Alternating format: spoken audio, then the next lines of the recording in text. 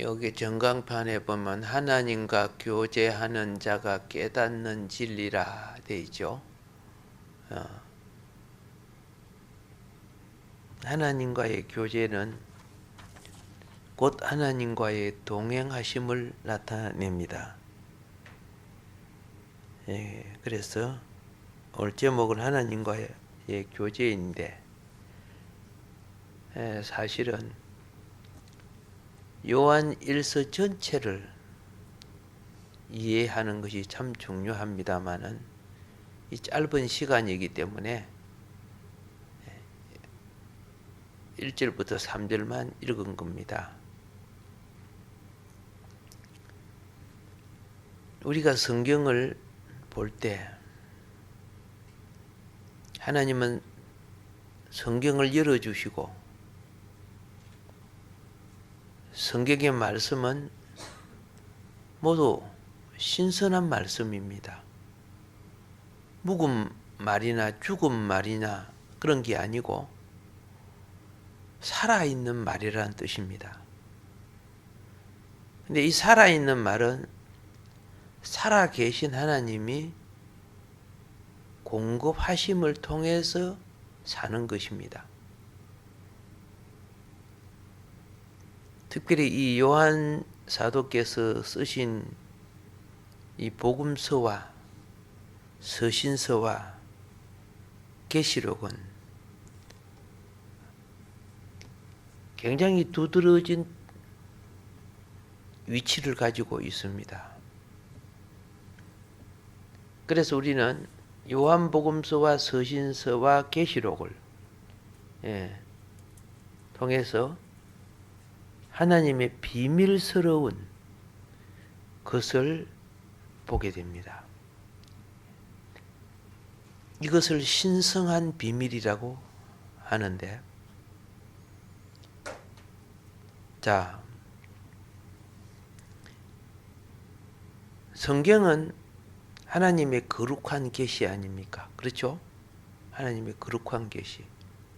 사람의 생각이나 인간의 사상에 따라 기록된 것이 아니고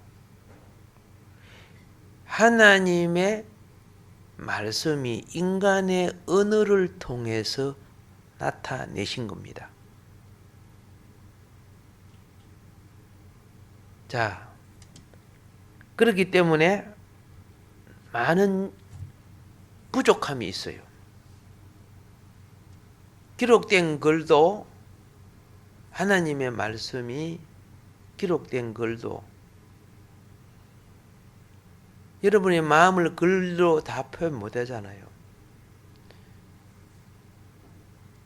하물며 하나님의 신성한 계시를 글로 온전하게 표현한다는 것은 어려운 거죠. 제한된 피조물인 우리로서. 그래서 중요한 것은 뭐냐?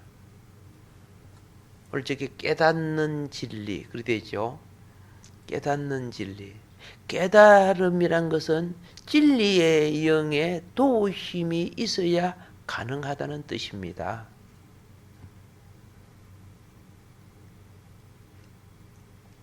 요한은 신성한 계시를 받아서 썼습니다. 우리에게 이것을 알게 하기 위해서 썼습니다. 그런데 이것이 우리가 영이 죽고 죄에 빠져 있는 인생이 아무리 천재인들, 인간의 지식으로 추측으로 이 말씀을 추론하거나 해석한다면은 이단이 됩니다. 지금 요한 서신이 뭡니까? 이단 때문에 쓴 거예요. 이단 때문에. 똑똑한 학자들이 나름대로 머리로 판단해가지고 하나님을 판단해버려요. 그래서 참 하나님의 자녀들은 무엇을 깨달고 어떻게 바로 아는가? 참된 진리가 무엇인가? 요것을 알게 하기 위하여 쓴 겁니다. 그래서 우리의 지성은 요한의 주님께 받아서 기록된 이 신성한 계시를, 거룩한 것들을 해석하고 파악할 수 없는 겁니다.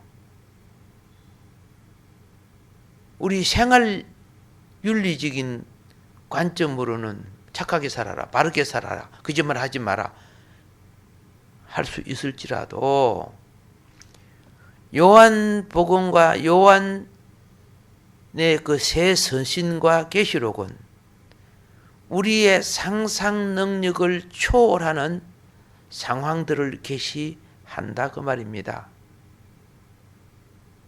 그렇기 때문에 이것을 함부로 추론한다는 것은 굉장히 위험한 것입니다. 다른 말로 말하면 추론한다는 것은 불가능하다는 것을 말씀드리는 겁니다. 신성에 속한 것은요, 신성은 영입니다. 우리의 영이 살아나야 되고 성경적 생명을 가져야 되고,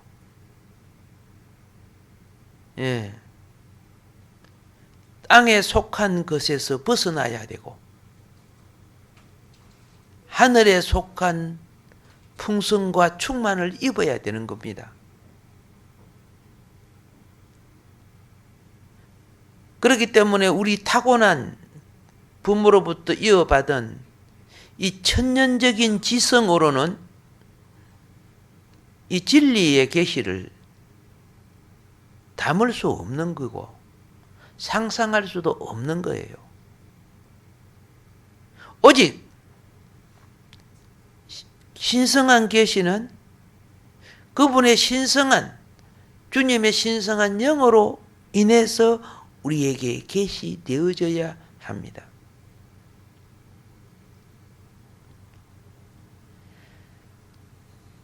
우리가 공부를 많이 하고 배워도 우리 머리로 성경을 많이 연구해가지고 아는 것으로는 충분하지 않습니다. 해야 됩니다.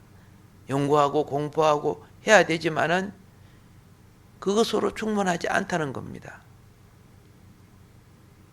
그러면 어떻게 하라고?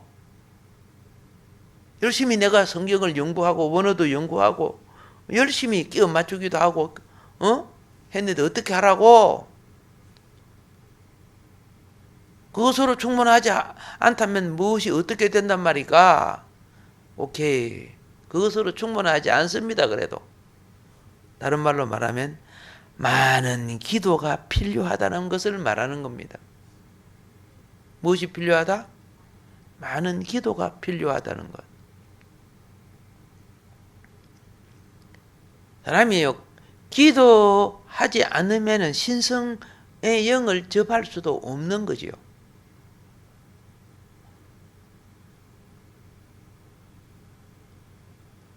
성령께서는 우리 영 안에, 하나님의 영이 우리 영 안에, 그리스도의 영, 우리 영 안에 계시다는 것을 우리는 믿어야 합니다.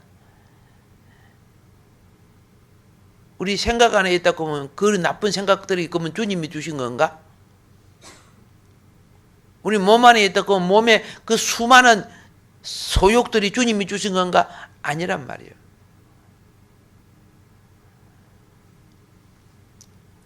여러분과 나는 거듭난 후에 우리에게 찾아와 주시는 내주하시는 영이, 내주하시는 영, 요한 사도에게도 계셨고 오늘 구원을 받은 우리에게도 계신 영이 지금 오늘 성경을 통해서, 성경이란 기록된 매체를 통해서 빛을 발휘해 주기 시작한다고 말입니다. 전기가 있어도 저 전등이 있어야 빛이 나오지요. 그것도 전등과 전기가 있다고 빛이 나오는 게 아니야. 그 전등이 불이 켜질 수 있는 합당한 볼트가 있어야 돼요. 와트가 있어야 되고. 그래야 그 빛을 발하는 거예요. 우리가 영 안에 본 것을 해석하고 파악할 수 있는 지혜는 주님이 주셔야 합니다. 이것이 우리가 주를 신뢰하는 것입니다. 그래서 에베소서 1장 17절에 바울 사도님은 우리도 지혜와 계시의 영을 위해서 기도할 필요가 있음을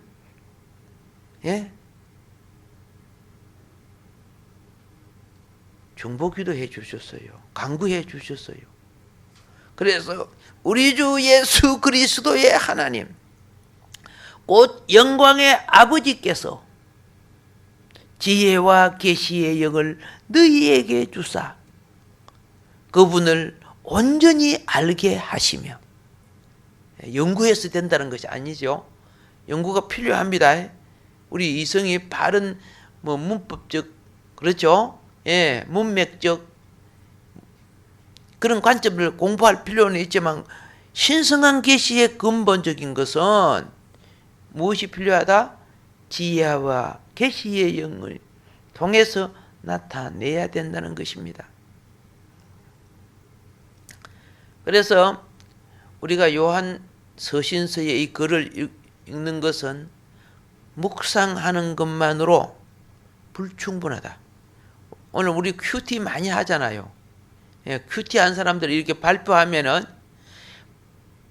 이렇게 이제 보면 많은 것이 혼적이에요. 혼적. 지 생각으로 지 느낌으로 이래가지고. 어떤 거는 예수님 할렐루야 이렇게 해가지고 집어넣는데 너무 가식을 또 많이 집어넣은 그런 큐티도 있고. 야, 이 큐티 잘못하다가는 병들겠다. 그런 생각도 들 정도로. 그들은 기도로서의 영과의 교통이 부족했다는 것을 발견했어요.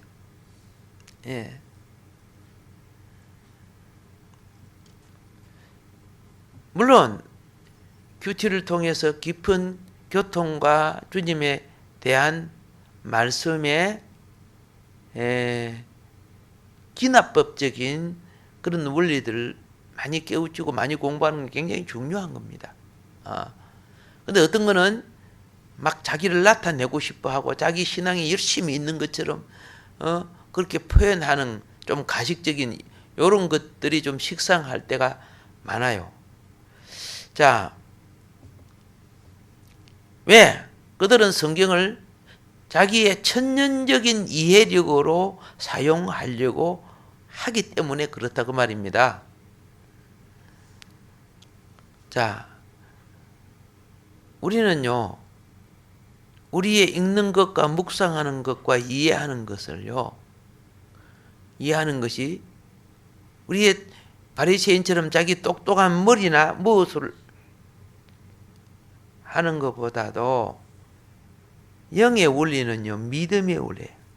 주님을 얼마만큼 신뢰하느냐가 중요한 거예요. 근데 자기 똑똑한 머리로 뭘 하려고 해요. 물론 안 하는 사람보다는 100번 낫지만은 지나칠 때 문제가 생기는 거예요. 그래서 영지주의, 그죠? 그노시스 이단이 생기고 셰린투스 이단, 마르시온 이단, 여러 가지 이단들이 그 사람들 얼마나 주님을 인간적으로 열심히 찾은 사람이고 성경을 얼마나 열심히 연구한 사람인지를 몰라요. 근데 그 이단이 되어버려요. 너무 놀랍잖아요.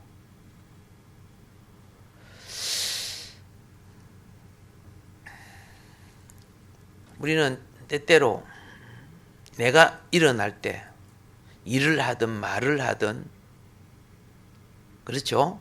성경을 또 설교를 하든 강의를 하든 간에 우리는 이 기도가 필요해요.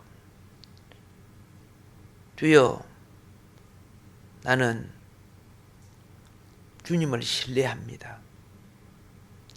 지금 내가 연구하고 내가 보고 내가 전하는 이 글들에 담긴 것들에 대한 생명과 계시를 저에게 부어주소서. 주여, 내가 주의 말씀으로 인해서 내 자신의 지식과 실력, 내 타고난 능력을 신뢰하지 않게 하여 주소서.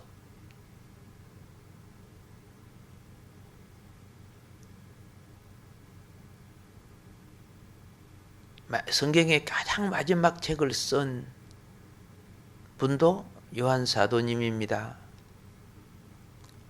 마지막 책이 계시록이라고 하죠. 계시록은요, 계시록 1장 1절에 보면 예수 그리스도의 계시라. 이는 하나님이 그에게 주사 이렇게 되어 있어요. 예. 이 말씀으로 계시록이 시작되어지는 거예요. 간단하게 계시란 것은 몰랐던 것을 알게 하는 거죠. 베일에 가려워져서 알지 못한 것을 베일을 벗겨서 알게 하는 거고, 보게 하게 하는 거고, 듣게 하게 하는 거고, 체험하게 하는 것. 예. 비밀스러운 것들을 딱 벗기니까, 계시록에 비밀스러운 걸 벗기니까 얼마나 짐승 세계가 큰지, 사단의 정체가 이게 사탄이었구나, 이게 세상이었구나, 이게 멸망받을 바벨론이구나 하는 걸 보여주잖아요. 어머, 나는 이거 열심히 추구하고 살았는데 알고 보기에 나는 사단 열심히 섬기고 살았네 하는 거. 이렇게 살면 지옥 가는 거네 하고 알게 해주는 게 계시록이에요. 어머, 말만 들었던 천국이 여기 있었네. 어떤 신앙이 천국 가는 건가라, 그죠? 예, 신앙생활은 알고 보니까 배부르고 등 따선 것이 아니고 사망의 세계와 싸워 이겨야 된다는 것. 교회 생활이 어둠의 세계와 싸워 이겨야 된다는 것. 뭐 이런 거 계시록 베일을 벗겨주니까 알기 시작하잖아요. 그럼 어떻게 이기냐? 내가 말씀과 영의 풍성함을 잊고 나를 통해 충만함이 솟아나고 넘쳐나야 된다는 것. 진리를 따라 좁은 길 가기를 훈련받아야 된다는 것. 뭐 이런 것들이 그 속에 다 있잖아요. 놀랍고 신성한 많은 것들이 감춰져 있는데, 그렇죠?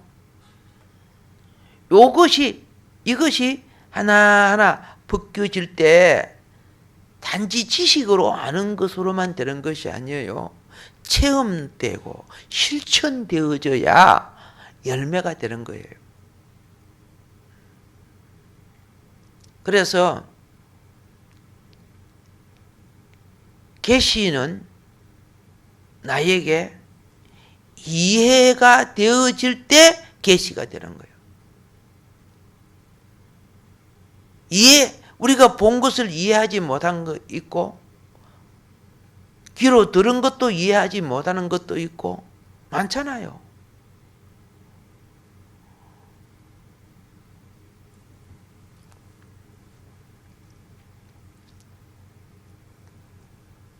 울산 조선소에서 배를 만들 때 26만 톤짜리 배를 만들었어요.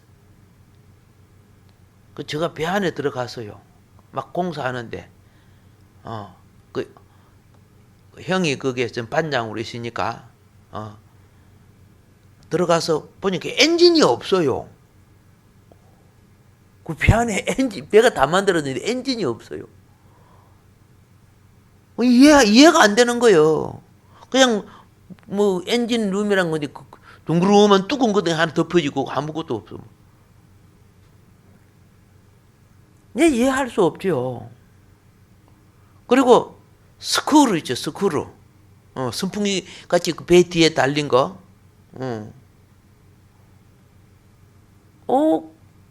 거기 일반적으로 차라든가 배가요, 갈 때는 그 샤프트가 돌아가죠. 그리고 반대로 갈 때는 또 반대로 돌아가죠. 앞으로 갈 때는 오른쪽으로 돌고, 뒤로 갈 때는 또 반대로 해야, 그래야 차가 뒤로 가고 앞으로 가고 그래요. 그래서 기아를 집어 넣는다고 말입니다. 근데 그 배는 뒤로 가도 한쪽으로 돌아가고 앞으로 가도 한쪽으로 돌아가 그래요. 이해가 돼요, 안 돼요? 뭐 되는 사람은 되고 안 되는 사람은 안 돼요. 그래서 제가 첫 번째 질문을 했어요. 아니 막 우리가 보면 막 차 엔진 같이 그런 큰 엔진이 있어야 되는데 뭐 비닐하우스 비슷하게 생긴 게 둥그런 뚜껑밖에 없어갖고 뭐 엔진도 없고 이 큰 배가 그러냐 이렇게. 큰 배는 그리 큰 기계를 만들 수가 없대요. 디젤 엔진 같이 큰 기계, 그 위에 헤더도 어때요?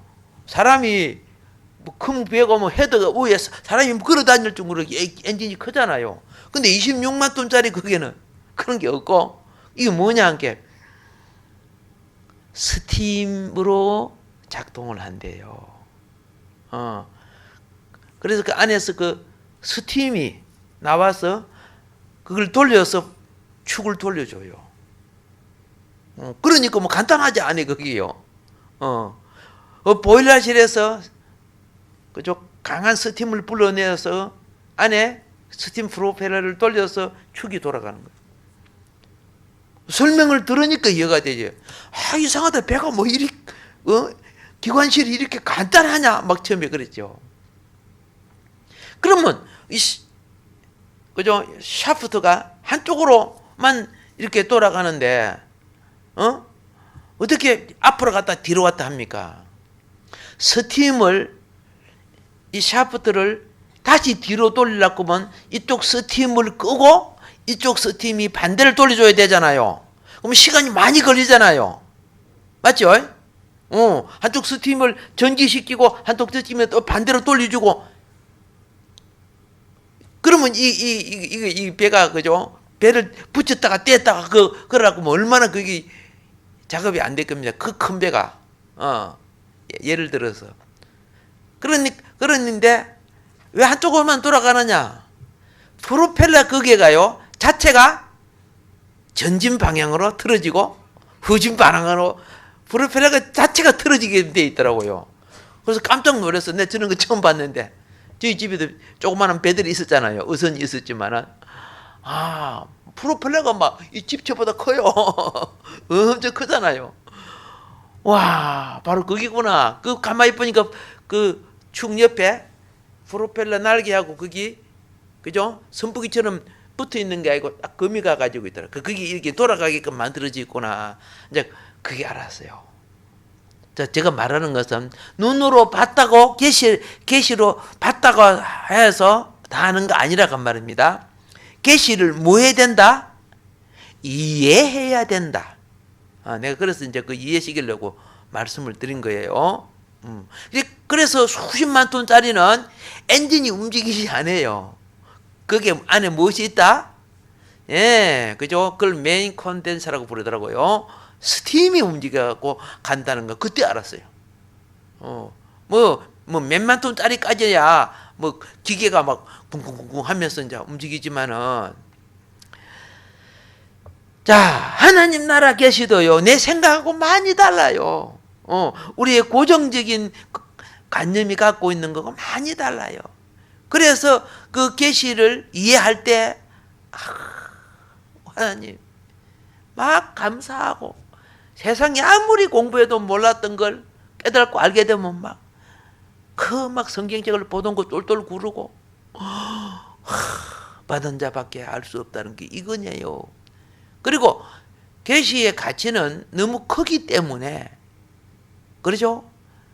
10번 죽고 살아나도, 그죠? 내 목숨보다도 더 귀한 거예요. 신성한 것은요, 계시되어도 이해가 되어지는 것이 굉장히 중요한 거예요. 그래서 설교의 많은 부분은 이해시키는 거예요. 예. 그러면 성경만 읽고 말지, 그죠? 성경이 내 속에 생명이 돼야 되고, 소화가 되고 생명이 돼야 되지 않는다, 그 말입니다. 그런데 바울 사도께서는 지혜와 계시의 영을, 그죠? 부어주셔서 하나님 말씀을 이해되게 해달라고 그렇게 기도하고 있다고 말입니다.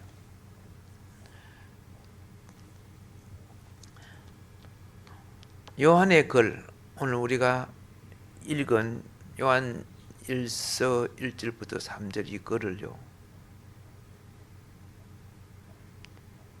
모든 것은 그 내용이 사상을 전달합니다. 사상을 전달해요. 그러니까 칼 마르크스를 공부하면 마르크스 사상이 전달되죠. 우리나라가 이렇게 지금 혼돈에 빠진 것은 뭐예요? 마르크스 사상을 주입받았던 대학생들이, 그죠? 정치가 되고 검판사가 되고 이렇게 되다 보니까 뭐 혼돈에 빠져버린 거죠.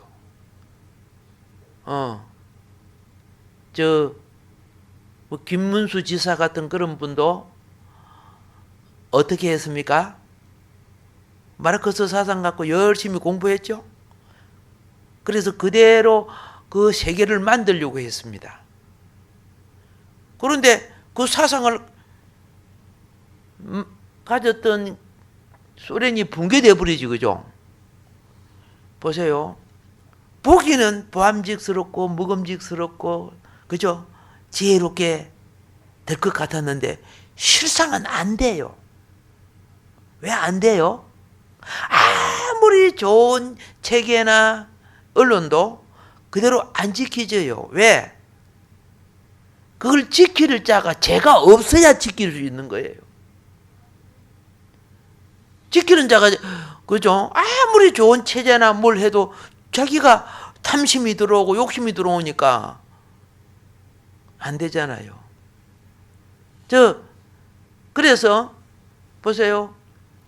저 공산주의들 특징이 뭡니까? 공산주의 아니죠. 권력자들은 끝까지 권력을 해먹으려고 갖고 있잖아. 그 권력을 끝까지 해먹으려고 갖고 있는 것이 무슨 공산이야. 그래서 자기 권력 빼바람 죽여버리고. 북한도 3대 세습 체제, 그게 무슨 공산이야. 공산주의를 이용해가지고, 그러죠? 백성들을 노예를 만들어버리는 거잖아요. 자기 위에 속한 그들만 낙을 누리겠다는 거죠. 그런데 젊은 애들이 공부를 해가지고 그것도 만들다고 하고 있잖아요.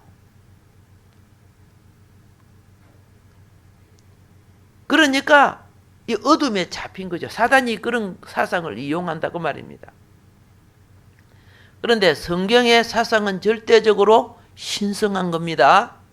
이거는 땅의 원리가 아니고 하늘 원리를 어떻게 이루어 가느냐, 천국의 원리를 어떻게 이루어 가는가를 가르쳐 주는 거예요. 여러분, 지금 우리가 신앙생활을 하는 것이 이 땅에 잘 먹고 잘 살고 출세하고 그러려고 성경을 기록한 거 아니라니까. 이 땅의 것을, 그렇죠? 예, 매체로 삼아서 본질적인 것으로 자라게 이해한 거예요.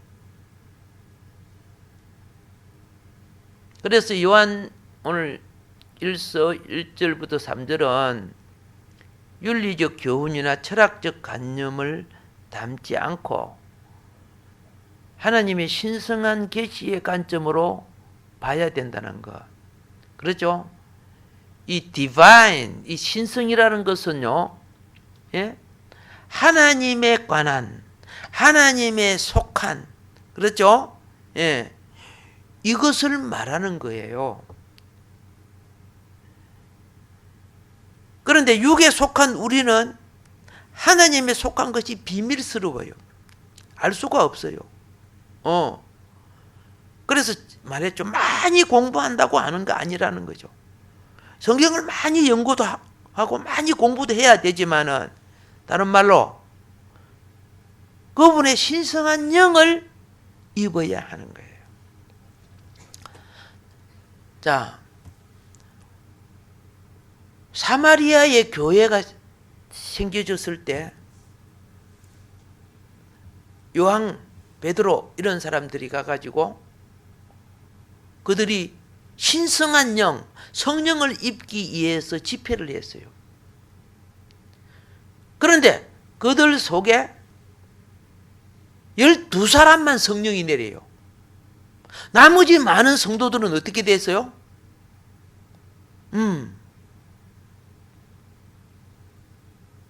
안 내렸죠요. 왜 그랬을까요? 그런데 오순절날 마가 다락방에 120문의 성도들에게는 전부 다 내렸어. 맞죠? 오순절 마가 다락방에는 120문도에게 다 내렸는데 왜 사마리아에 있는 그 성도들에게는 12명만 내렸느냐? 답 나와 있잖아요. 오순절날 마가 다락방에 있는 사람들은 열흘 동안 기도하며 성령 받을 준비를 했던 사람들이에요.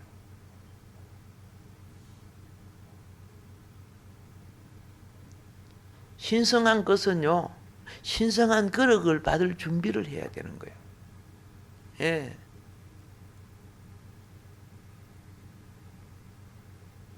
그렇기 때문에 똑같은 설교가 주어져도 영이 죽은 사람은 영적인 말을 하면 잠을 자야 돼요. 왜? 그게 지루하고 답답하거든요. 근데 영이 깨어있는 사람은 영적인 말을 하면 눈이 떠져요. 영안이 떠져요. 영이 귀가 떠져요. 교회 봉사도 열심히 하고 주의 일도 열심히 하고 하는데 그 사람은 설교만 하냐.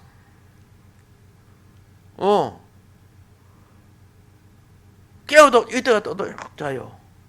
물론 깨우기는 쉬워요. 저 사람이 뭘 좋아하는가, 그죠?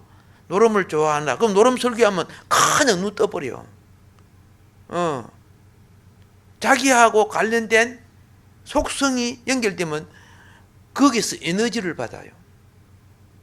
그러나 그 사람이 그 설교를 들었다고 해가지고, 그죠? 노름 버릇을 고쳤냐? 그러지는 않아요.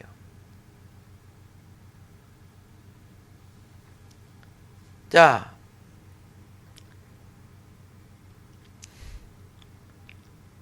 오늘 여기에서 지금 핵심이 딱 그겁니다.